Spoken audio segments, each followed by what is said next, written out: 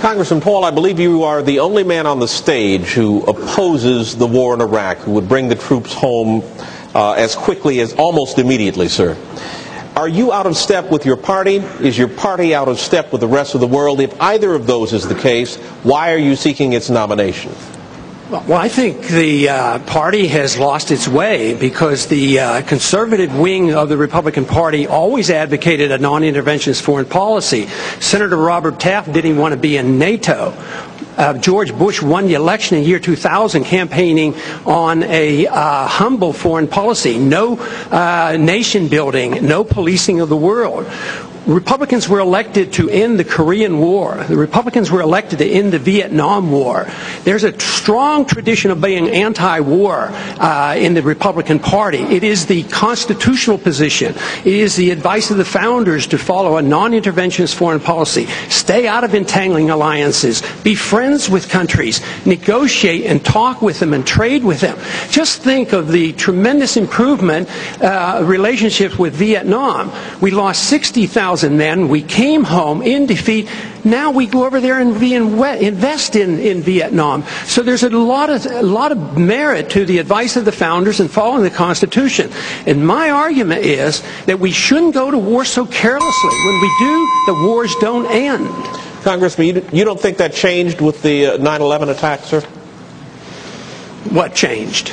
The non-interventionist policies. No, non-intervention was a major contributing factor. Have you ever read about the reasons they attacked us?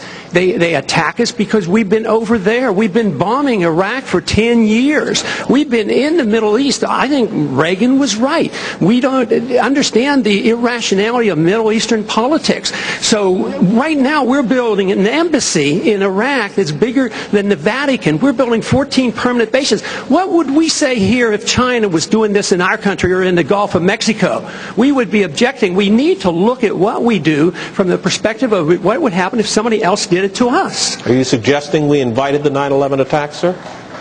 I'm suggesting that we listen to the people who attacked us and the reason they did it. And they are delighted that we're over there because Osama bin Laden has said, I am glad you're over on our sand because we can target you so much easier. They have already now, since that time, have killed 3,400 of our men, and I don't think it was necessary. Wendell, may I make a comment on that? That's really an extraordinary statement. It's an extraordinary statement as someone who lived through the attack of September 11, that we invited the attack because we were attacking Iraq. I don't think I've ever heard that before, and I've heard some pretty absurd explanations for September 11.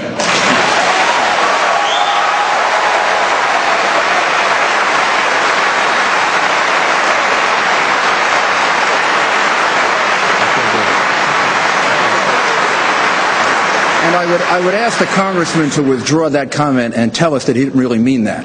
Congressman?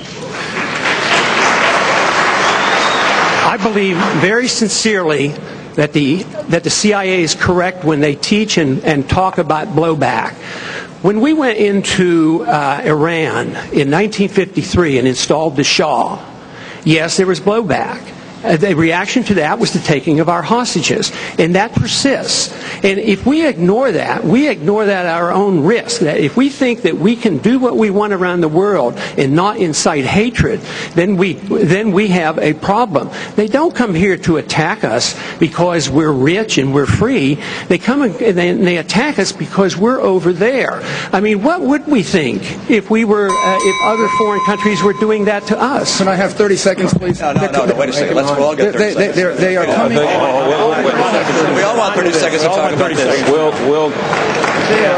Wendell, go ahead. I think I'm going to turn to Senator McCain and change the subject, if I will.